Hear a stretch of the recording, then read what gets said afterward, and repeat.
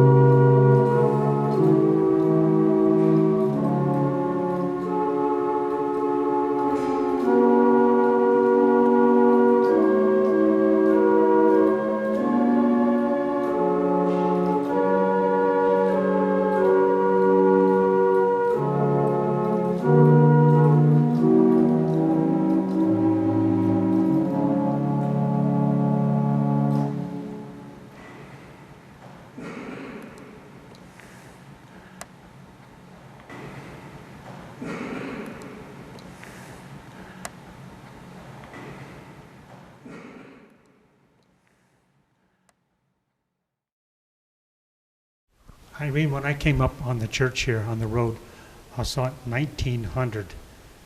Does that mean this beautiful building was built back then? And someone told me that Dorothy and you are related to people who built this church. Is that correct? That's right. Now, was this the height when they Yes. finished building? That's marvelous construction That's for normal. 1900. Tell me about some of the history. What would you like to know? I mean, Well, were there any problems during the construction stage to start with? not that I know of. I know there was a brick factory in Minto, and that's where they were bringing it from Minto by horses, I understood. And Now, when this building was put up, what I see here today, I assume, was not the same as was then back in the early 1900s. oh, definitely not. I mean, there's more and more. We just keep on bringing more things into this church all the time. I mean, more statues and The 4 pictures came up about 10 years later, and lots of things were more and more. Now we got this front altar facing to the people, which wasn't from the start. And in the 40s and 50s, it was getting too small. People had to, we all had a little card, the families, where to sit, because so if they came later, they didn't know where to sit. Was the church added on to? No, at it any wasn't. time? They So were the size we see now the same is the size. size that was back then. I see why it was bigger families, smaller farmers, I think, and then during the war they went to the service, and some of the girls left to different areas to work, and it got a little smaller. Of course, in those days, there were more farm families than there are now. That's much, So you had a lot of people in the community that and come bigger to church. bigger families, I think, And years bigger back. families, okay. Now that the farms have gotten bigger, there's less family. Is the church attendance here what you'd like to see? Is it smaller, too Well, big? we'd like to see, there's always room for more. But Okay. it's a young parish, I'll say, because there's lots of young people comparing to other churches. And people come from different areas and bring their families too, and which is you're all welcome. Well, now tell me about the visitors. I thought I saw someplace where you had people from Poland come to Warsaw, North Dakota to Oh, see yeah. this church. I had about 4 times last year from Poland that stopped by, 4 guests? 4 different times. Were they touring the country or something? They come here just Yeah, for that? they were touring the country, and every time they went to Winnipeg, they seen that Warsaw, and that kind of made them to come this way. They didn't know about it. All right, now, there's I had a tour from Norway, I know one year, over 100 and some, 100 people from Norway. 2 buses. Did they plan this, or was it they come They by were accident? going to Edinburgh, Edinburgh. yeah, for a big celebration, and they just had to come and see the historical church. I know Edinburgh well. I worked there one summer with my uncle Really? And on the farm. I couldn't talk Norwegian, and they couldn't talk English, but they had interpreters, so we got around real well. You had said earlier something about a fire or smoke or something. What happened? Oh, and I would say it was in 78. No, I think it wasn't it 78? Or it was maybe 79.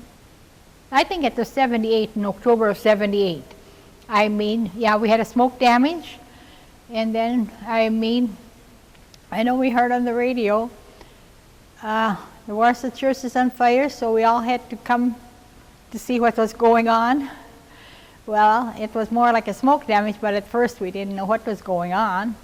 It did burn a hole in the floor, and I think a hole in the ceiling, and it did damage some of the pews. That's how come they're a little further apart now. And then we had to go and have our masses over at the Warsaw Hall. That happened like October, and we had it there till June. They fixed the basement first, then we came down to the basement. Then we had our masses and funerals there. Not the weddings, but the masses and funerals. And then later, we came up here for Christmas, a little over a year. You said you had less pews. More pews before. Yeah, so We got less now. you had less, so you spaced them out. Well, doesn't that make it easier to get in without bumping into somebody now? Well, if that's what it is, but we still can sit now, I would say around 600. And before we could up to almost 1,000 people, I think. Wow. That was really, and I remember myself how they were up, the choir was full. Extra people wherever they could find a room. And even in hot days, I guess they were standing on the steps outside. It really was hot. Well, I notice now there's a couple of fans on the ceiling up here.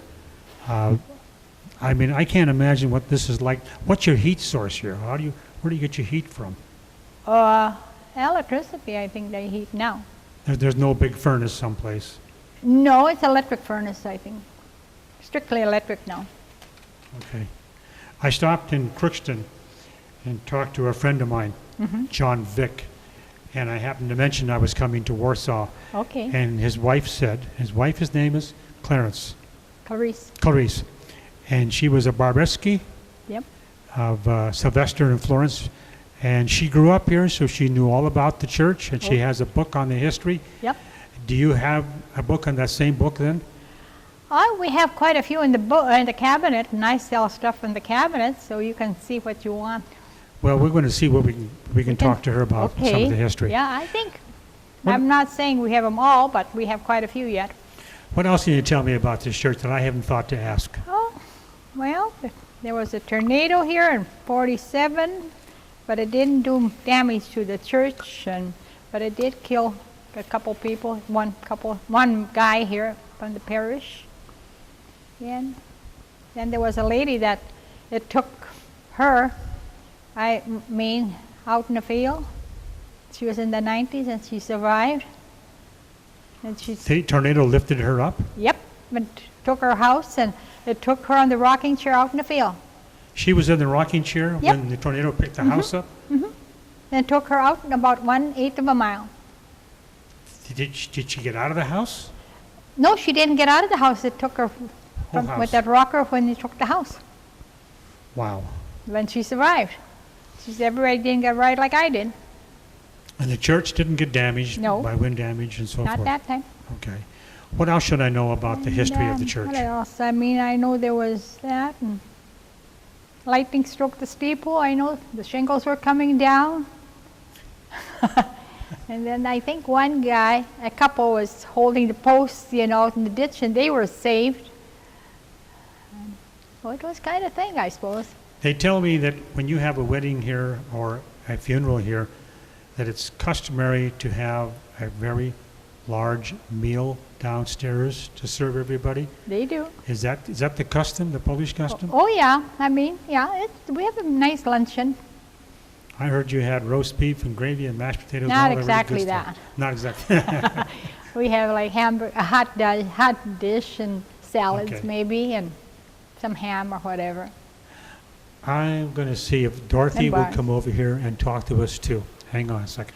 I think you mentioned before that there's no more wedding meals down here. No. You hold them someplace else. Yeah.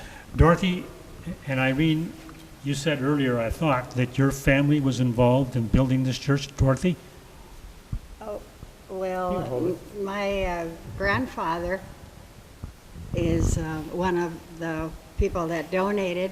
He donated the third station hanging on the wall there. And different names of different people that donated are on the windows and on the below the stations. Okay, I hold the microphone. Irene, tell me, where did the stained glass windows? I'm not sure where they really came from, but they're the original. Okay, let me borrow the microphone. Were the stained glass windows put in 1900 when the building was put up? I guess so, the way as I understood. That's a lot of weight. I see there's protection windows on the outside to keep the cold from coming in. They weren't from the start. Well, their protection in case something should happen. At least we could put them together maybe. That's any idea who and where the stained glass windows were done? I really can't say where they came from. Do you know? I don't know where the stained glass windows came from, but I do know the storm windows on the outside were only put on as little as 10 years ago for protection. Mm-hmm. That's what it's, a protection.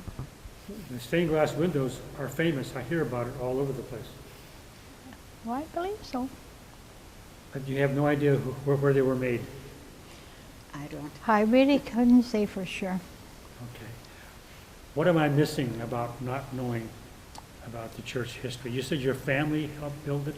Well, they were not physically, I suppose. I have heard that when the bricks were being brought from Minto, it was a dirt road, and you could just see clouds of dirt because they were hauling these bricks in the wagons with horses. That's what I was told. Were the bricks being made there? They were made in Minto. I understood it was a big factory there. Wow. And I know it would be like my grandparents and great-grandparents that helped. It wouldn't be my folks, but I mean down the line. So it's we're the third generation here. Yeah, I think so.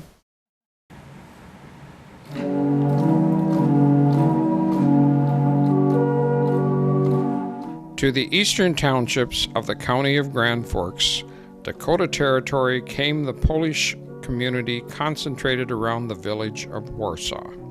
In 1889, North and South Dakota became the 39th and 40th states of the Union. The area around Warsaw was now part of the newly formed Walsh County, North Dakota, with Grafton as its county seat.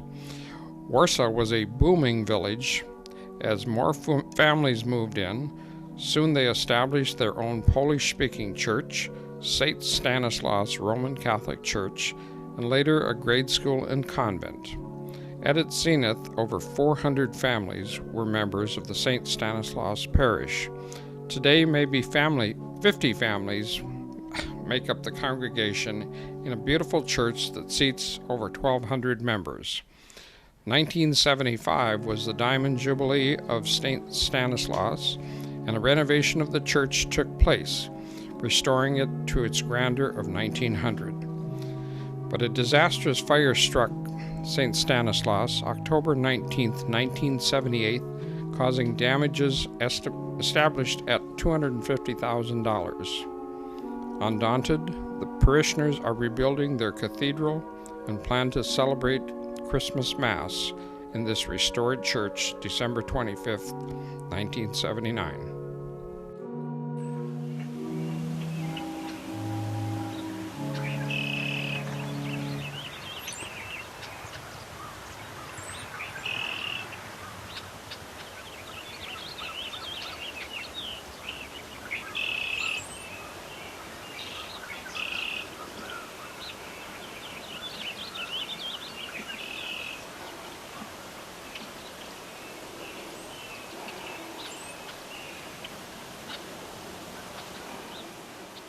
As a very young child, I remember we lived in Crookston and then we moved back to the home farm in Warsaw because my dad took over the farmstead from his father who retired.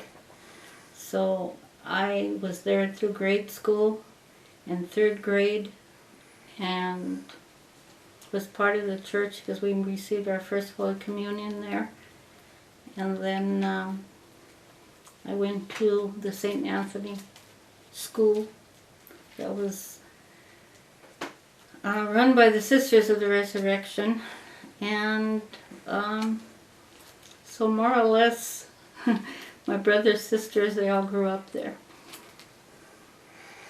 Was any of your family part of the construction of this church? My great-grandfather was part of it, and then my grandfather also was on the board for 25 years to keep the church board of keeping the church going. What's his name? His name was Andrew Babinski, and my grandfather was Albert Babinski. Were you born in Warsaw then? I was not born in Warsaw. I was born here in Crookston, but then we moved back to the farm, and my dad took over farming there again. That was the home area for the home farm was 2.5 miles from Warsaw, and my great-grandfather originated and bought the land, and then my grandfather took over, and then my father took over the land and farmed it. Did any of them participate in being on the church board or parish or whatever? Grandpa Andrew did. For a long time? 25 years. 25 years, okay. Yeah. Where were you when they had that fire or smoke damage? Here in Crookston. How'd you find out about it? It was on all the papers. Oh, I suppose on it would the be. news. Sure. Pretty famous site. You remember any particular incidents or celebrations that took place there? I've seen a lot of photographs with a lot of people there, besides weddings and funerals. And I know you got a collection here of books and papers that go back quite a ways. I mean, we could spend, well, a lot of it's history of the area. Well, they have the 100th anniversary because it was built in 1900. So they had the 100th anniversary of it, and of course the church was full, and everyone called it the Cathedral of the Prairie, is what it's known as in that area. And even to this day, if any special masses or anything is held, you'll find the church full. The people from the whole area are so dedicated to it. I know my family talked about it when I was a kid. And of course, as a kid, churches weren't of a particular interest to you. And then when I drove there by accident a few weeks ago for the Class of '59 reunion, I saw this and it came to memory of all the people that would talk about this church in Grand Forks. And it hit me. I said, what a shocker. Because I totally forgot about it. And that's when I started taking pictures. And Irene Duray came out of the house and asked me if she wanted to take a tour. Beautiful, beautiful sunny day. And I did, and I said, this is a story that we have to tell as much as I can about this church and the people. Well, I know from the 1800s on, the families that are still in the generations are buried at that church, in that yard, right next to the church. And I can say that about my family, my mother's family, and I can say it about a lot of the people who live in that area. So you're on your fourth generation of people taking care of the church now. You think the community is starting to lose its Polish heritage because of the people, such a diverse people coming into the area? No, they still sing in Polish on certain occasions, and they sing the Polish songs. They have what's called the Polish dancers, and they dress them all in costume of the Polish, and the children of all ages dance and go from area to area doing their dance. And the community stands behind the Polish as much as they can get. And then they have what's called the Polish National Alliance also, and it's a board and a meeting of people who belong to the Polish heritage, and that's usually held in Minto, North Dakota now. Used to be held in Warsaw at the church. So the heritage is still there. Okay. Did you ever go to a wedding there? At the church, I mean? Oh, definitely. A lot of my aunts and uncles got married there. And like I say, all family from both sides of my mother's side and my dad's side, and have belonged to that parish. What's inspiring to know, Irene was telling me, or maybe it was Dorothy, that there's a lot of young people now coming to that church. That's a good sign. I think it always will be, because you also have the whole surrounding community, not only from Warsaw, but all the towns from around that still come to that church to visit and be part of it. And because even if they've moved away, it's still their main church. Oh, sure. Well, look at the farms have gotten bigger and there's less people, so the church needs people from outside the community so it can continue. Right. And no matter what they have held there, a special event or so forth, you will have people from all the surrounding areas come and take part in it. Well, I'm trying to find out as much of the history as I can, and talking to you and Irene and having read some of these articles, apparently I could go through a lot of books that you have and come up with a lot more, but I just can't do that. Is there anything in particular I should be looking at in one of these books? Well, they have the whole write-up about the Pulaski Township, and that's what it was called, because the people originated a lot from Poland that started Warsaw and started the church and built the whole area, and that was in the 1900s too. Yeah, that's before it was called Walsh County. Mm-hmm. They were given the right to farm the land. They were given so many acres when they first moved, and then once they were established, they were able to buy other land. The church was donated by a pioneer resident, donated 10 acres of land where the present church was built in 1900. So the land was given. The farmland, it was farmland, and it was given to build a church. Didn't I read someplace where the whole church was paid off within a year or two? Right. About $50,000, does that sound right? It was completely all donated, yes. All It was da- debt-free when they had the first services. Debt-free when they had the first service. Wow, especially back at that, in those days, Back in those days, yeah. that's really something. But the, From a lot of people donating, or just for some large farms? they had a register of people who wanted to belong to the church, and those were the people who also donated. They took names so they knew how many people they would have to build this church. And from then on, they ended up with the huge amount of people belonging, over 4,000 to 5,000 people. Try to do that today. Yeah. Well, in that case, they had people sign up ahead of time, so they had some kind of idea where the money was coming from. It wasn't a surprise. And then the Walsh County people also made 5 volumes of book Turn that around so I can see that it. covers the whole areas of Walsh County. Hold the book up so I can see it. And it says Walsh Heritage. That's a pretty, now there's 5 of these books? 5 of them. And takes all the surrounding area also. The small towns around Warsaw. So, Minto, and all the small towns. okay. What an ambitious effort. 5 of them like that. All the people who belong to the church and their grandfathers and their great grandfathers, their histories are in this book. From the time that they built the church to the generations are in this book, in those books. Any idea how many of these books were printed? They had 3 sets of volumes made, and I don't know how many hundreds there were in each one. But they ran out all the time. They had to keep having more and more made. And now over the last couple of years, they haven't made any more.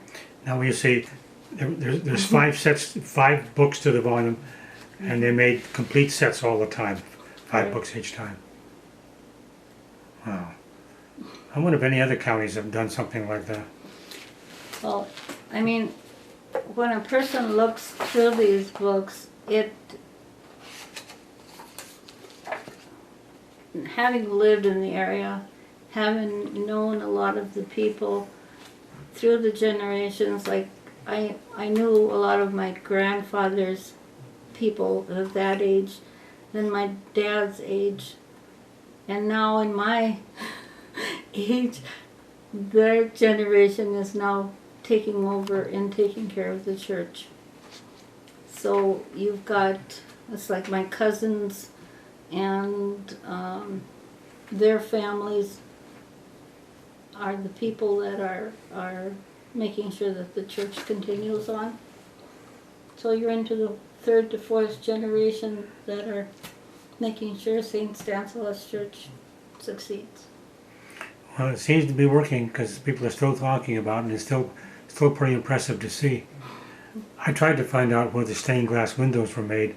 Did you ever come across any information on that? I haven't for sure. Or the cost? And the cost, no, it didn't. But there's always articles that show it, but it didn't say. I scanned through your books and I didn't see anything that said anything about the stained glass windows. Now, Dorothy told me that the outside windows, to protect the windows and to keep it warmer, they were put up about 10 years ago. So that's very new compared to when the church was built. There's a tremendous amount of weight on those stained glass windows. Well, they had reconstructed, redid a lot of them to reseal them, and then when they do that, they put another window on the outside. In other words,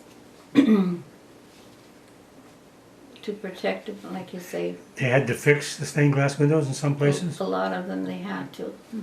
For leaks or what? Well, the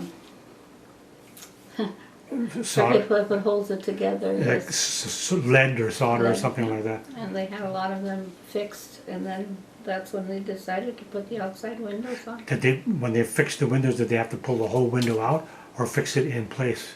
Remember? They take parts of it out. Oh, you can? Oh, I didn't know Yeah. that. I like the bottom part window, it opens up and Yeah, I saw that closes. part, yeah.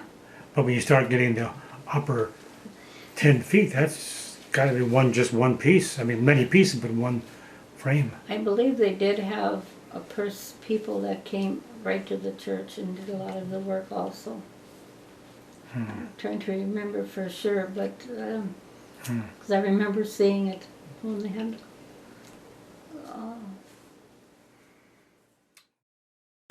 Families would come from all over the country to attend Christmas Mass and the beautiful, services that would occur at Christmas time and that sort of thing.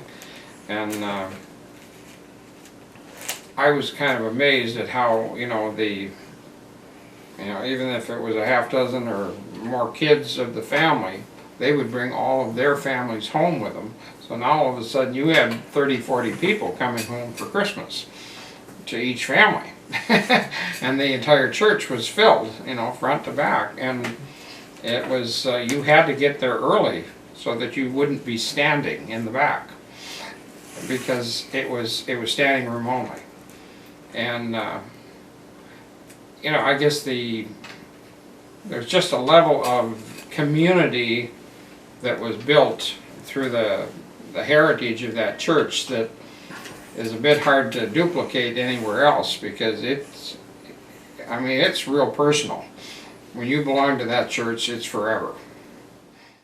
1979 in August, St Stanislaus Church was placed on the National Register of Historic Places, and a bronze plaque commemorating this event was unveiled and blessed by the bishop.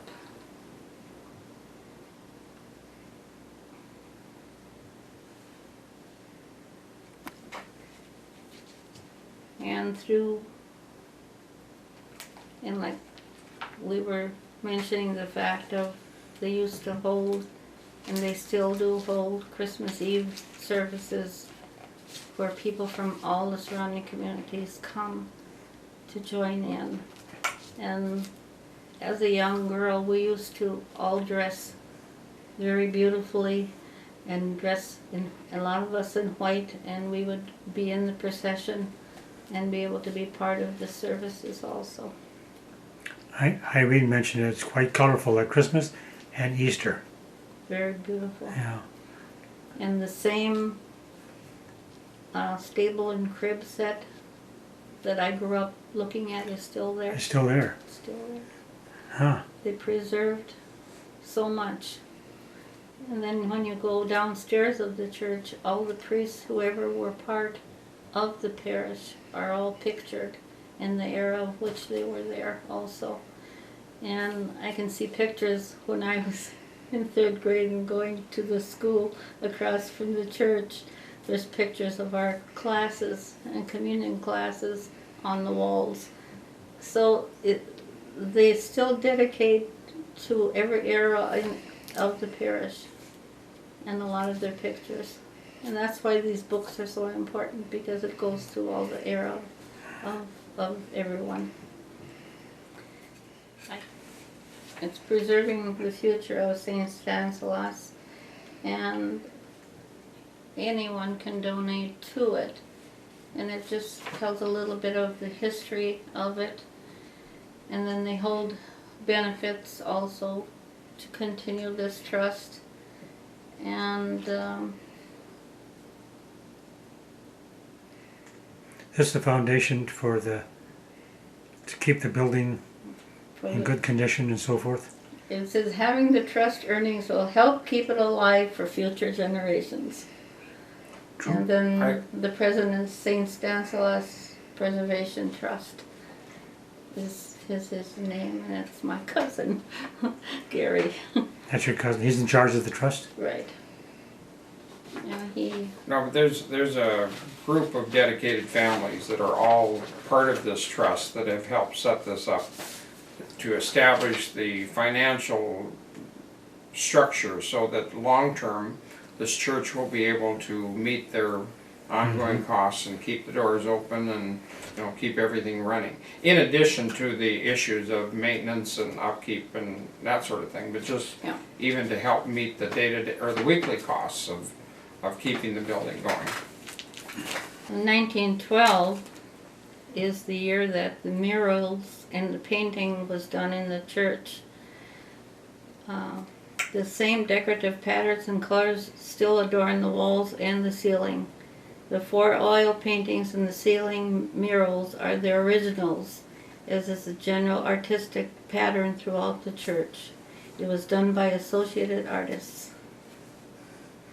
And they redid, and when it needed redoing because of the fire or whenever, they would come in and redo and fix it.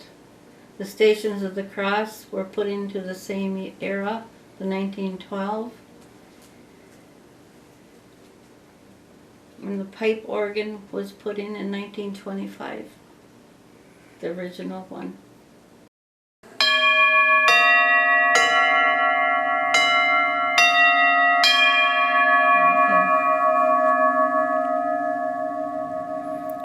Wow. One more time. The altar boys that did it that fast.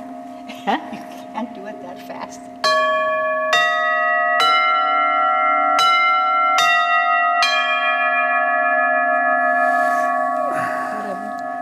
Thanks, ladies.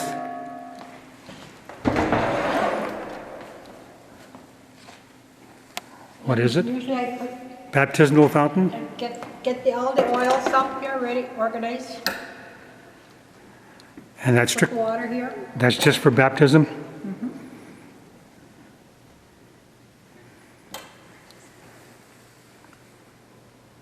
Beautiful piece of work. What, you know what it's made of? I don't know what it's made of.